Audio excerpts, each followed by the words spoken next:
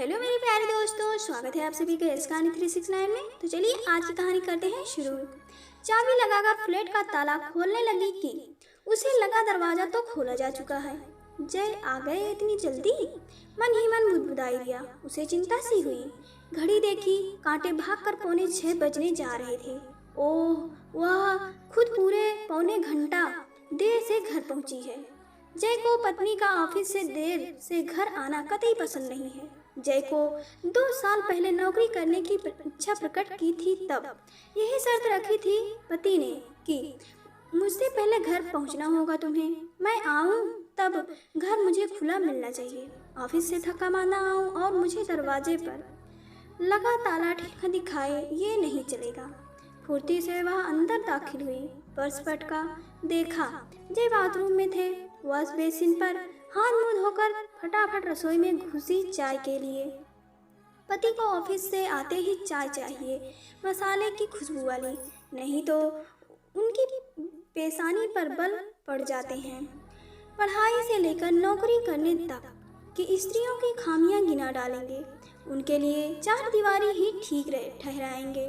सुनकर मन ही मन हंसी आती कि सभी स्त्रियां 4 दीवारी में सिमट जाएंगी तो आप ऑफिस में मन किससे बहलाएंगे।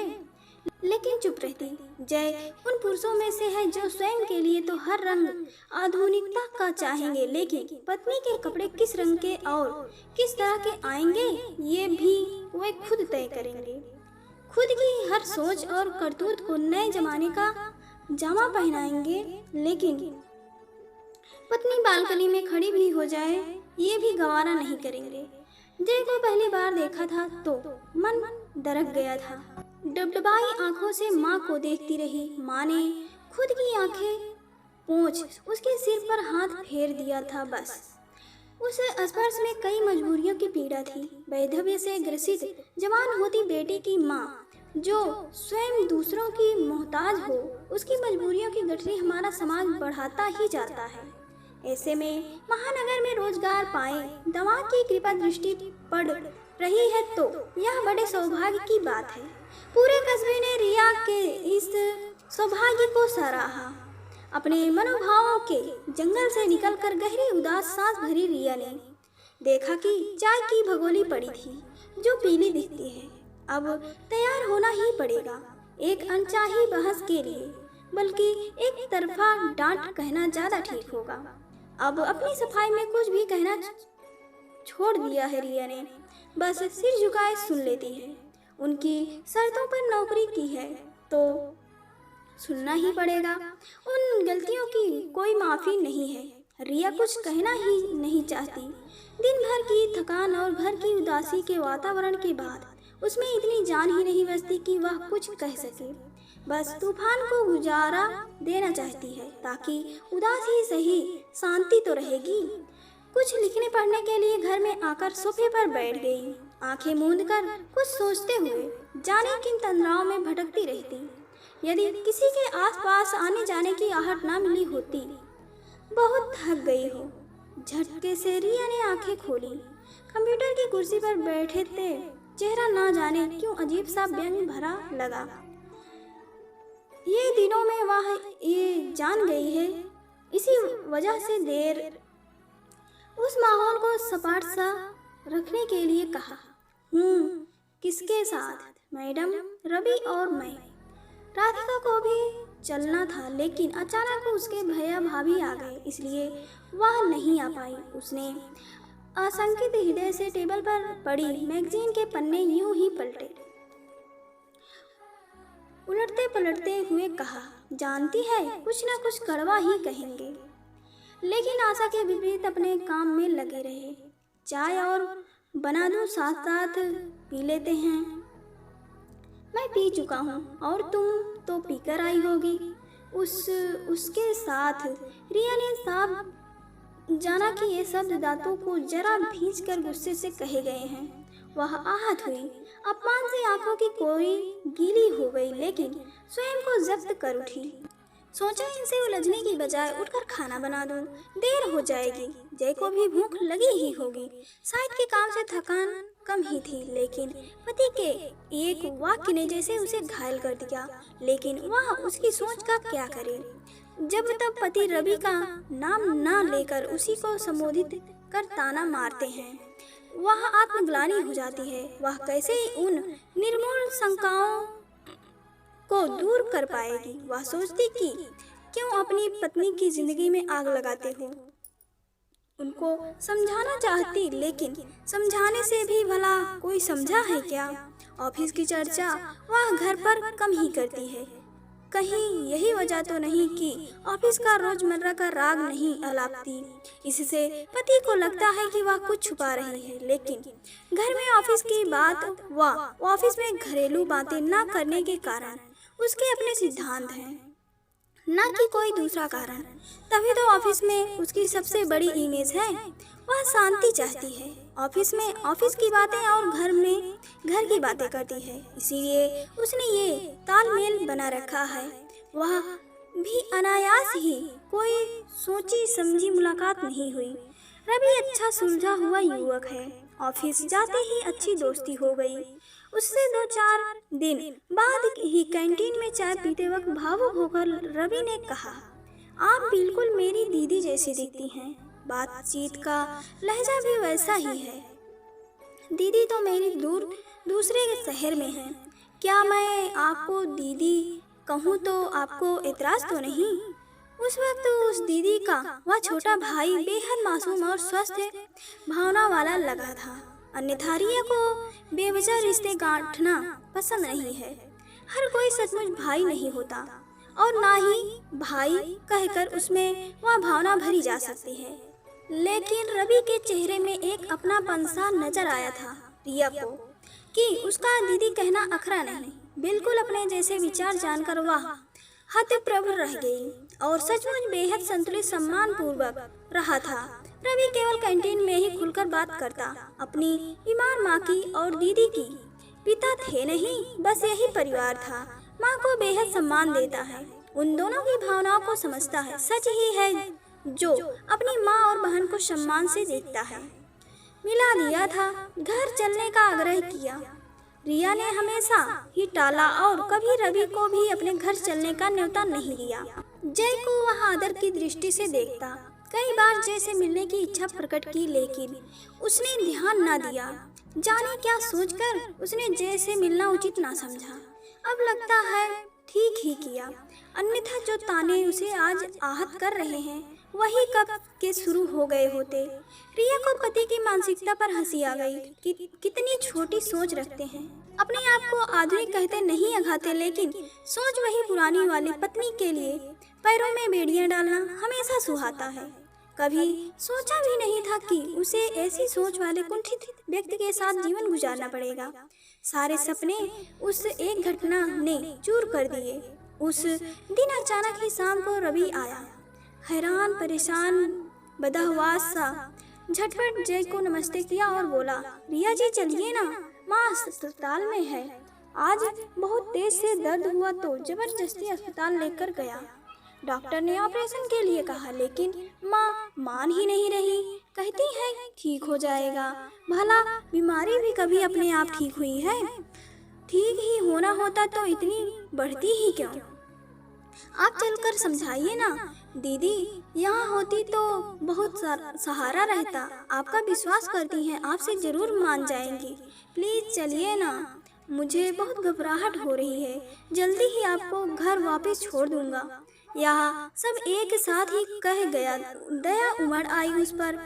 उसे घड़ी लगा कि परिवार रिश्तेदार कितने जरूरी होते हैं इंसान के लिए। वह फुर्ती से चल पड़ी। बेहद निरुपाय सा लग रहा था वह। उसकी चिंता में उसे पति से आज्ञा लेने का ख्याल ही नहीं रहा। ये सारी गतिविधि पति बुद्ध बना देखता ही रह गया। वापस लौटी तो घर में तूफान के आने के पहले की शांति थी। भन्नाए हुए बैठे थे। गुस्सा हलक में फट पड़ने के लिए रोका हुआ था।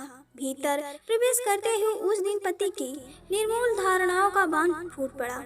किस दर्जे की छोटी बातें ना की, क्या क्या इल्जाम न दिए। वह केवल विस्फारित आंखों से उसका वह रूप देखती रही। सदमे सी हालत में वह सोचती ही रही कि उससे कहाँ गलती हुई है। वह जैसे आदमी को वह निभा रही है वही क्या कम है। और इंसानियत के नाते किसी की मदद करने के लिए भी किसी की आज्ञा की जरूरत है। उसका असली रूप सामने आ गया था। वही बुरी तरह से ठगा महसूस कर रही थी। उसने सोचा भी नहीं था कि पति ऐसे इल्जाम भी लगा सकता है। 2-3 दिन ऑफिस न जा पाई। जब गई तो उसका निचुड़ा चेहरा देख सारा ऑफिस दंग रह गया था। भला रिया जी को क्या परेशानी हो सकती है, लेकिन वो नहीं जानते कि पुरुष की सोच की सजा सदैव ही औरत को ही भुगतनी पड़ती है।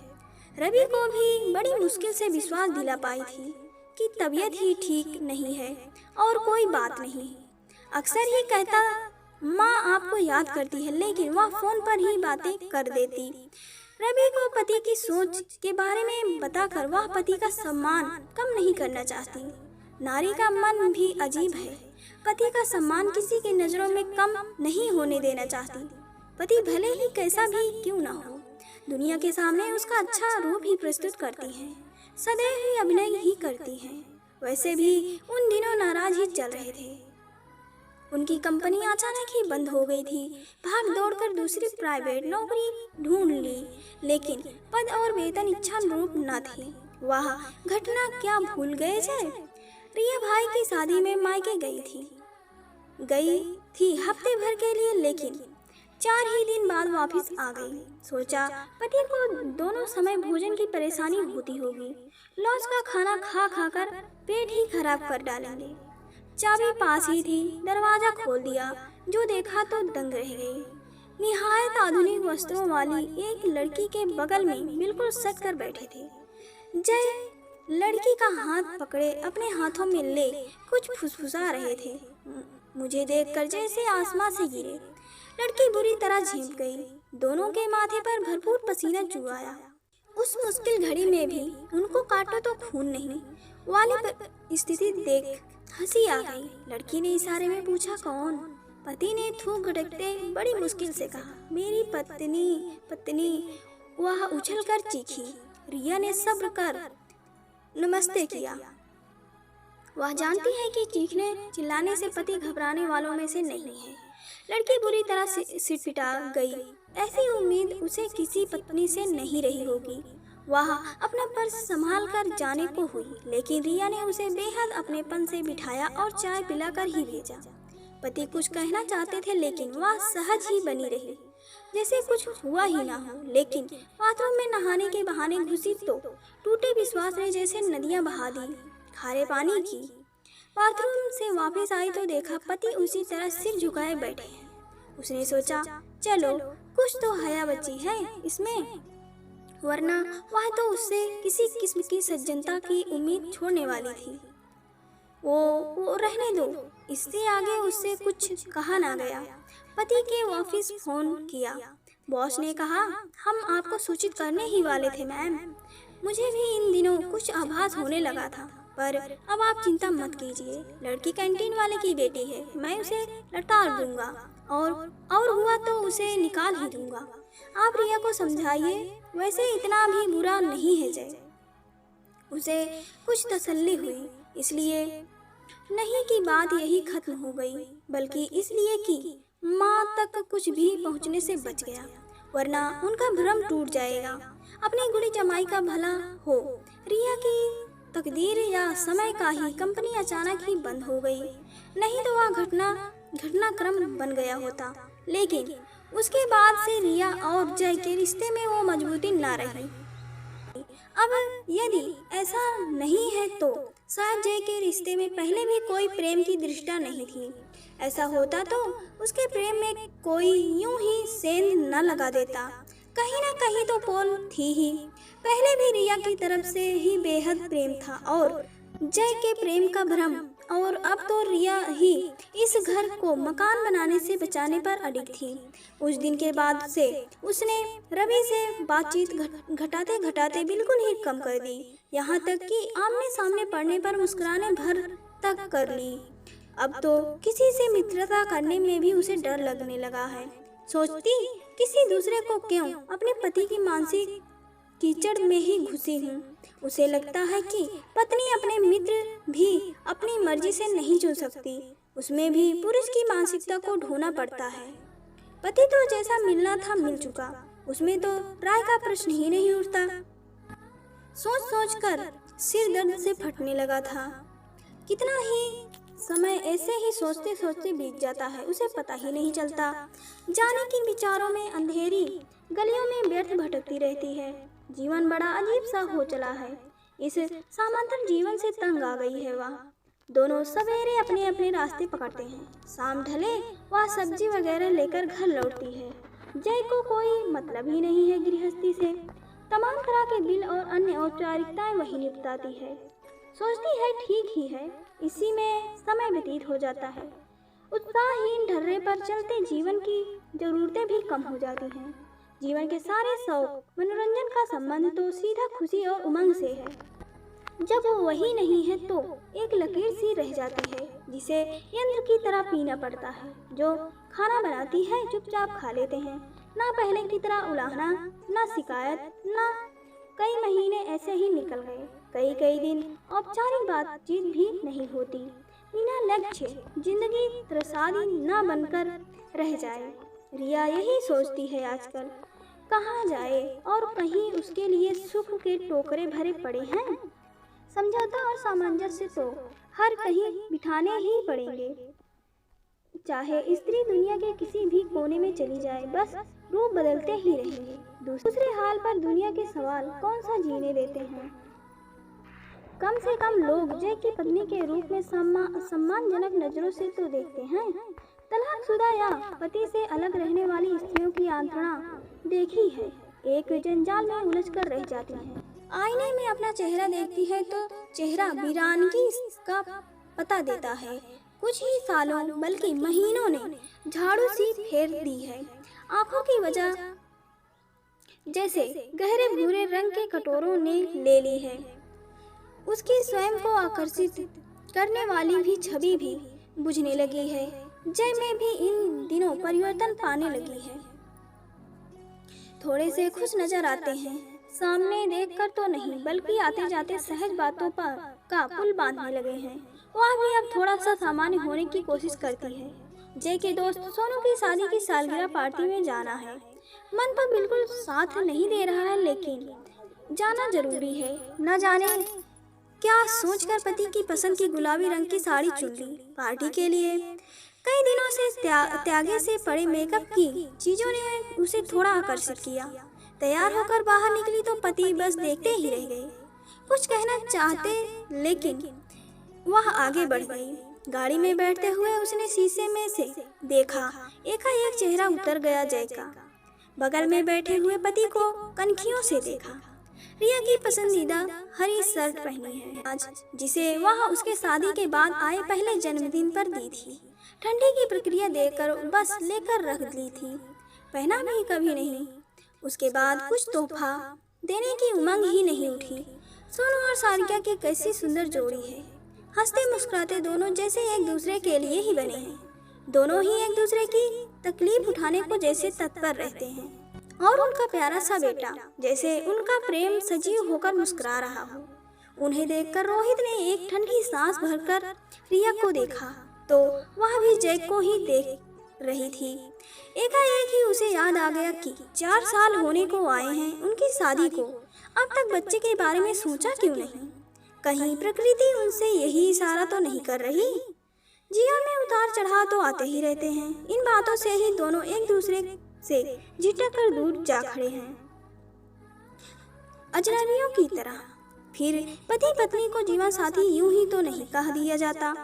क्या किसी की गलती पर उसे माफ कर उसका हाथ नहीं थामा जा सकता? उसे फिर से साथ नहीं लिया जा सकता? क्या पता जय भी मेरा ही इंतजार कर रहा हो। रिया ने आंसुओं से लबलबा आंखों से पति को देखा तो स्वयं डबडबाई आंखें लिए रिया की ओर दोनों बाहें फैलाए थे उसे थामने के लिए। इसी क्षण की तो प्रतीक्षा थी। उसने एक नजर इधर उधर देखा और फिर दौड़कर जय की बाहों में समा गई और मेरे प्यारे दोस्तों, कहानी यहीं तक। आप सभी को कहानी कैसी लगी हमें कमेंट करके ज़रूर बताएं। अगर पसंद आए तो वीडियो को लाइक करें, शेयर करें और चैनल को सब्सक्राइब करें।